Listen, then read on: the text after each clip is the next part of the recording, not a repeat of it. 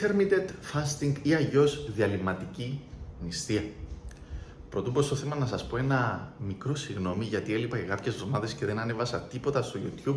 Ό,τι είχα για να ανέβηκε αυτοματοποιημένα και δεν είχα προλάβει να δημιουργήσω καινούριο υλικό με όλα τα τρεχάματα. Ωστόσο, επιστρέφω δυναμικά πίσω και στο YouTube και στο αγγλικό κανάλι και στο ελληνικό κανάλι και θα χαρώ να μοιράζομαι μαζί σου χρήσιμο υλικό.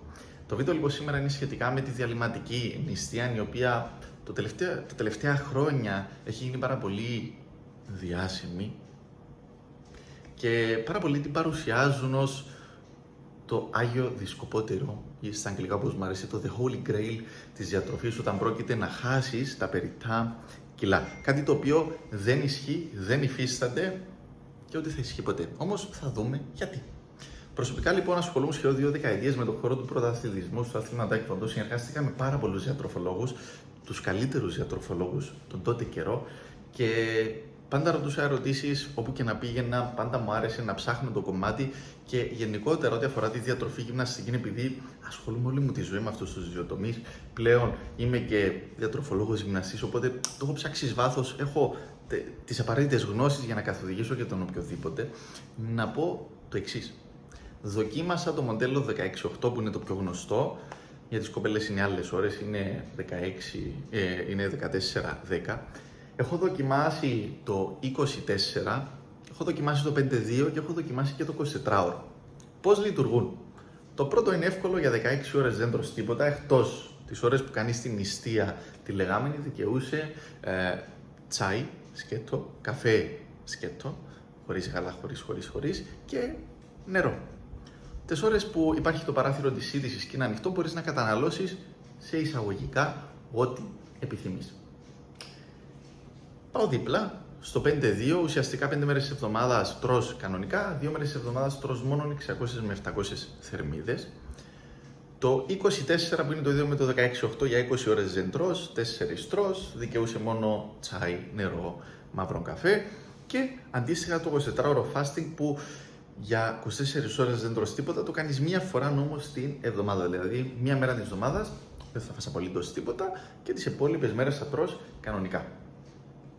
Πάρα πολλοί ισχυρίζονται όμως ότι με το fasting, ξέρεις ότι το ξεκίνησα και τα κιλά φεύγουν έτσι, απλά μέσα στο 8ωρο δεν προλαβαίνουν να φαν τις θερμίδες που έτρωγαν όταν δεν υπήρχε αυτό το περιθώριο.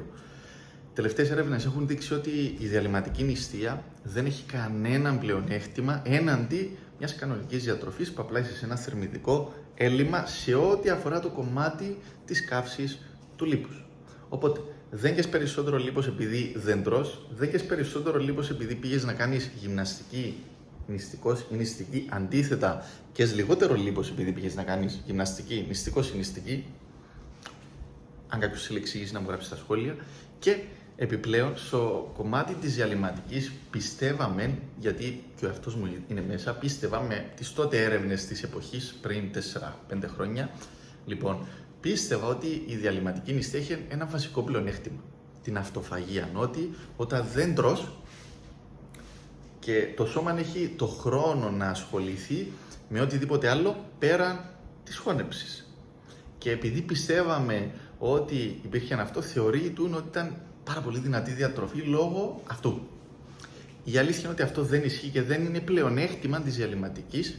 Καλά άκουσες. Είναι όμως πλεονέκτημα των ανθρώπων των οποίων γυμνάζονται. Η αυτοφαγία λοιπόν είναι το φαινόμενο το οποίο ο οργανισμός πετά όλα τα κύτταρα συσσαγωγικά που δεν χρειάζεται, που δεν κάνουν καλό στον οργανισμό, και τα ανανεώνει, βάζει καινούργια στη θέση τους, και αυτό το κάνει μέσω της λεγόμενης αυτοφαγίας. Ο οργανισμός τρώει αυτά που δεν χρειάζεται. Αυτό είναι ένα πλεονέκτημα όμως για τους ανθρώπους τους οποίους γυμνάζονται.